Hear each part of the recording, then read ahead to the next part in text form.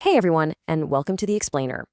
Okay, let's just dive right into this because today we are tackling a highly relatable, honestly universal pain point. We're talking about how to deal with those overly curious, boundary-pushing, constantly prying, nosy neighbors. You know exactly who I mean, right? The people who seem to have a giant magnifying glass pointed squarely at your personal life, tracking your every single move, and asking questions that make you just want to sink right into the floor. It's frustrating, it's absolutely exhausting, but today, we're going to fix it.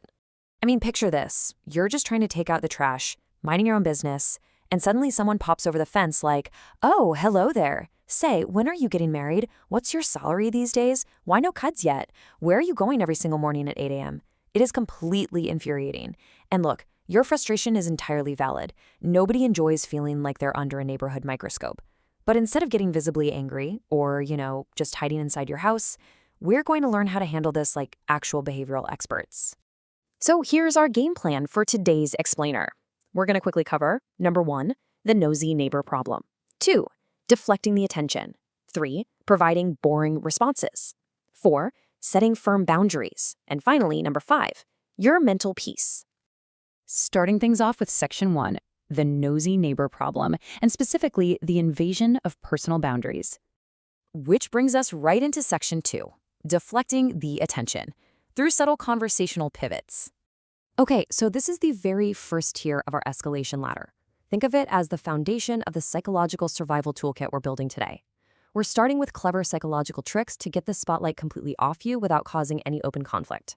It's called the Boomerang technique, and it is incredibly effective because of one basic, undeniable rule of human nature. People absolutely love talking about themselves. When someone fires an intrusive question at you, all the pressure is right there on your shoulders.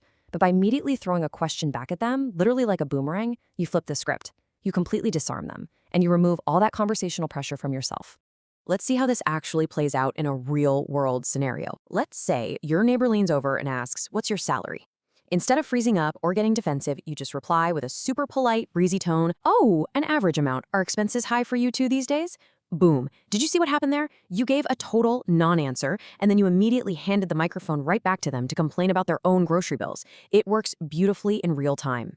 Next up on the ladder is selective hearing.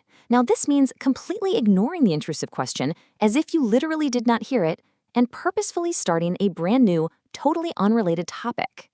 This technique is a brilliant way to send a subtle but crystal clear signal that you are entirely unwilling to engage with their specific inquiry. You aren't saying no to them. You're just cheerfully changing the channel. Here's how you execute it. They ask something highly personal like, "When are you having a wedding?" You just completely bypass it and say, "Wow, it is so hot today, right? I wonder if it'll rain later. I should really get inside." This abrupt but polite pivot to the weather causes a sort of mild conversational confusion. By the time their brain processes that you didn't answer the wedding question, you're already talking about cumulus clouds or walking to your front door. It is incredibly effective at shutting down gossips without ever being aggressive. All right, moving right along to section 3, providing boring responses. We are now stepping one rung up the ladder to passive resistance, which means starving the gossip. Welcome to your new psychological secret weapon, the gray rock method. You see, gossips basically feed entirely on the excitement of your reactions. If you act shocked, if you get defensive, or if you actually give them juicy details, you are feeding them exactly what they want. So we have to starve them. We do this by providing emotionless, incredibly uninteresting answers to stop that flow of information entirely. Just think about a literal gray rock sitting on the ground. It's boring, right? It doesn't move, it doesn't sparkle. If you act like that boring, unmoving gray rock, your nosy neighbors are naturally going to lose interest because they aren't getting that sweet dopamine hit of gossip. They'll simply get bored and walk away. To flawlessly demonstrate exactly how you should execute this gray rock method, you really need to master the deadpan delivery. When they ask where you're going, you just say, "Hmm." When they ask about some rumor going around, you just shrug and say, "Is that so?"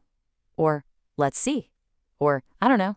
Seriously, practice dropping all the enthusiasm from your voice. Give them absolutely nothing to work with. You are essentially turning yourself into a conversational dead end. Now, let's move up to section 4, setting firm boundaries. Because sometimes subtlety just isn't enough. Okay, we are at the top of the ladder now. This is where we break out the heavy-duty tools, explicitly designed for those truly persistent neighbors who absolutely refuse to take your subtle hints, who power right through your weather pivots, and who somehow keep digging even when you're acting like a literal gray rock. First up here is the broken record method. This involves politely repeating the exact same response over and over again, like a scratched CD.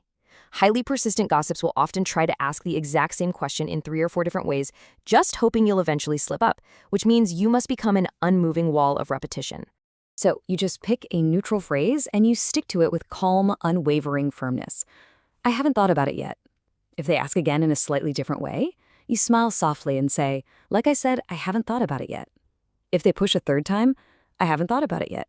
This polite repetition completely shuts down further inquiry because it becomes glaringly obvious to them that they are hitting a brick wall. They literally cannot force a different answer out of you. Now, if the broken record still isn't doing the trick, it is time for direct boundary setting. This is where you politely but very firmly state your boundary out loud in highly intrusive situations. I want to emphasize this deeply to everyone watching right now.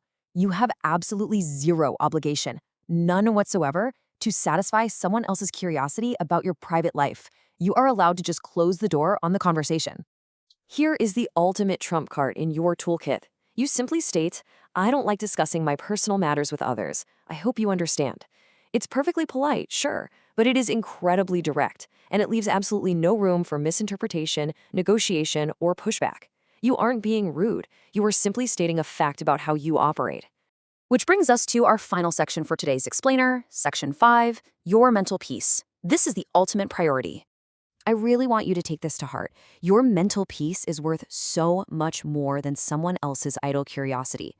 You literally do not owe anyone an explanation for how you live your life, how you spend your money, or what your family plans are.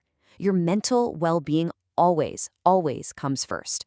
I strongly encourage you to take the tools from this explainer, whether it's the boomerang, going full gray rock, or setting a hard, direct boundary, and practice them today. Reclaim your space and protect your energy. So, I want to turn this over to you. Do you have gossiping, totally bothersome neighbors like this in your life? How have you handled them in the past? Which of these psychological tricks are you going to try next time you have to take out the trash? Reflect on what we've covered in this explainer, protect your peace, and please feel free to share your own survival tactics down in the comments. Thank you so much for joining me, and I'll catch you in the next one.